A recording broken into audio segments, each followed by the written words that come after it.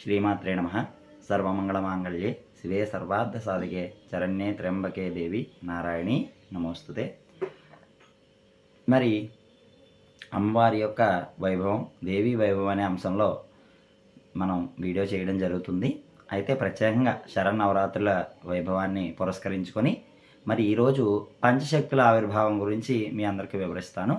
అయితే ఈ చాలామంది గమనించుకోవాల్సిన విషయం ఏంటంటేనండి, పంచశక్తుల ఆవిర్భావం వల్లనే ఈ సృష్టి స్థితిలయలు అనేవి జరుగుతున్నాయని కూడా మనం గమనించాలి. ఎందుకంటే శక్తి రూపంలో మనం గమనించినట్లయితే ఈ సృష్టికి అమ్మ త్రిగుణాత్మకమైన శక్తి, ఆదిపరాశక్తి కారణం కాబట్టి మరి ఆ అమ్మను పంచశక్తుల ఆరాధనలో చాలా ముఖ్యంగా ఆరాధన చేయడం అనేది జరుగుతుంది.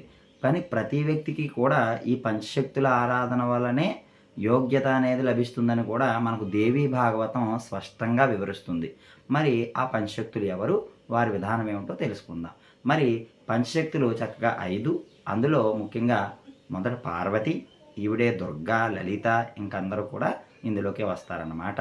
తర్వాత 2 సరస్వతి, శ్యామల, భువనేశ్వరి, వీరు కూడా ఈ కోవలోకి వస్తారు. 3 లక్ష్మి, వైష్ణవి, భార్గవి, ఇందిర, లక్ష్మి కూడా మరి 3వ శక్తిగా లక్ష్మిని చెప్పడం జరుగుతుంది.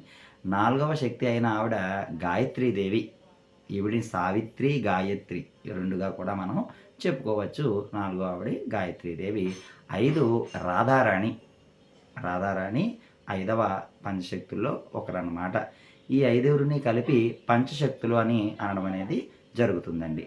మరి ఈ పంచశక్తుల యొక్క విశేషం గనక మనం తెలుసుకున్నట్లయితే ముఖ్యంగా శక్తికి మూలం దుర్గాదేవి. ప్రతి మనిషిలో కూడా శక్తి విధానం అనేది ఉండడం కోసం, శక్తి పుంజుకోవడం కోసం మనకు ఉండవలసిన వాళ్ళు ఎవరండి? దుర్గాదేవి. మనం ఒక పని చేయనివ్వండి, ఏదైనా చేయనివ్వండి, అది ఏదైనా కూడా కారణమైన భూతురాలు ఎవరంటే దుర్గాదేవి. తర్వాత 2వ శక్తి సరస్వతి.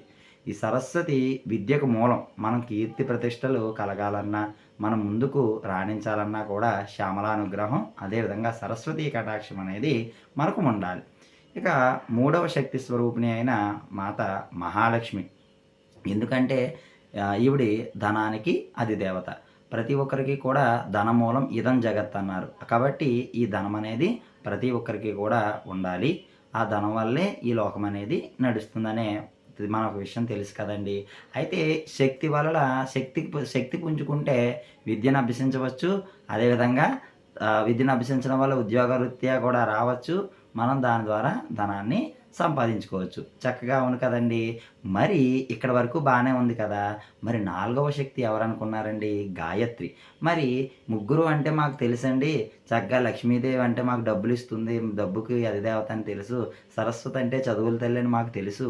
మరి దుర్గా అన్న కూడా మాకు ఈ మధ్య కాలంలో తెలుసు. శక్తికి మూలం, అమ్మను తలుచుకుంటే అన్నీ అవుతాయని మాకు శక్తికి మూలం అని తెలుసు. అయితే మరి ఈ ఒక్కరు ఉన్నారు కదా, ఈ గాయత్రి మనకు ఏంటి అనేసి మీరు కూడా అనుకోవచ్చు. ఈ గాయత్రి ఏంటంటేనండి ప్రకృతి స్వరూపిణి. ఈ గాయత్రీదేవి ఎవరండి? ప్రకృతి స్వరూపిణి అయిన వేదమాత గాయత్రీదేవి. పంచశక్తుల్లో ఒకరు గాయత్రీదేవి. గాయత్రీదేవి ఆరాధన వల్ల ప్రకృతి శాంతి, అదేవిధంగా మంచి ఆనందం ఇవ్వడానికి ఈ ప్రకృతిలో ఉన్న సమస్తం కూడా గాయత్రిగా చెప్పడం అనేది జరిగిందనమాట. అంటే ఈ ప్రకృతిలోనే మనం జీవిస్తున్నాం కాబట్టి మనకు అనుకూలమైన పరిస్థితులను కలగజేసేది ఎవరంటే గాయత్రి అమ్మ ఆరాధన. అందుకు మనకు చక్కగా ఉపకరిస్తుంది. మరి 5వ శక్తి స్వరూపిణి అయిన రాధారాణి. మరి ప్రతి మనిషిలో కూడా ప్రేమతత్వం అనేది ఉండాలి. ప్రేమ, జాలి, దయ, కరుణ ఇలాంటివన్నీ కూడా ఉంటాయి. చాలామందిలో ఉంటాయి, కొంతమందిలో అందరూ లేకపోవడం అనేది ఉండదు. ప్రతి ఒక్కరిలో ఉంటే సమయానుకూలతను బట్టి రావడం అనేది జరుగుతుంది. అయితే ఈ ప్రేమతత్వ స్వరూపిణియే రాధారాణి.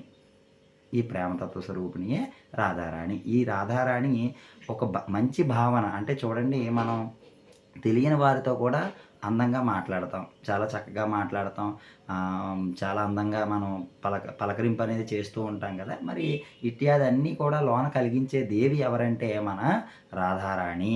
రాధారాణి ప్రేమతత్వ స్వరూపిణిగా రాధారాణి చెప్పడం జరిగింది. వీరు పంచశక్తులు ఈ 5 కూడా. కానీ ఈ 5 శక్తులు కూడా మన నిజ జీవితంలో జరుగుతాయి. ఇది మీరు గమనించాల్సిన విషయం అండి. ఎందుకంటే మన నిజ జీవితంలో ఎందుకు జరుగుతాయి గురువుగారు అంటే, జరుగుతాయి, తప్పనిసరిగా జరుగుతాయి. ఎందుకంటే శక్తి ఉండాలి. శక్తి ఉంటే చక్కగా శక్తి కొలది మనం విద్యను అభ్యసించుకోవచ్చు. విద్య అభ్యసించుకున్న తర్వాత ఆ ఉద్యోగం రీత్యా మనకు ధనం వస్తుంది. ఆ ధనాన్ని చక్కగా మంచి పనులకు, మంచి సత్కార్యాలకు ఉపయోగించి పర్యావరణాన్ని, పరిరక్షణాన్ని మనం అంతటినీ కాపాడాలి గాయత్రి స్వరూపంగా. అదేవిధంగా అందరిలోనూ ప్రేమతత్వాన్ని నింపుకోవాలి, నిండి ఉండాలి. కాబట్టి మనకు ఈ 5 శక్తులు కూడా మన జీవిత కాలాంతం కూడా మనకు ఉండడం అనేది జరుగుతుంది. అది మన యొక్క విధి విధానాలను బట్టి ఉంటుంది. చాలామందికి సందేహాలు రావచ్చు. ఏంటంటే సరస్వతి చాలామంది చదువుకోరు కదా గురువుగారు, మరి వాళ్ళు ఏ విధంగా చేసేస్తారు అని మీరు అనుకోకండి. శక్తి సరస్వతి లేకపోతే పని చేస్తాడు కదమ్మా! పని చేసినా శక్తికి మూలమే కదా! అందుకు ఎప్పుడూ కూడా శక్తి స్వరూపిణి దుర్గా, జ్ఞాన స్వరూపిణి సరస్వతి, ధనానికి మూలం అష్ట సంపదలకు ఇచ్చే అష్టైశ్వర్యాన్ని కలిగించే దేవి మహాలక్ష్మి, తర్వాత మన ప్రకృతిని అంతా పరిరక్షించి మంచి భావనలు కలిగించే దేవి మన గాయత్రి, ఇంకా 5వ శక్తి ప్రేమతత్వ స్వరూపిణి రాధారాణి. ఈ పంచశక్తుల ఆరాధన వల్ల విశేష ఫలితం అయితే వస్తుంది. నవరాత్రుల్లో ప్రత్యేకంగా వీరి నామాలు తలిచిన, అదేవిధంగా వీరిని కూడా కలుపుకొని పూజించిన మీకు విశేషమైన ఫలితం వస్తుంది. శ్రీమాత్రే నమః.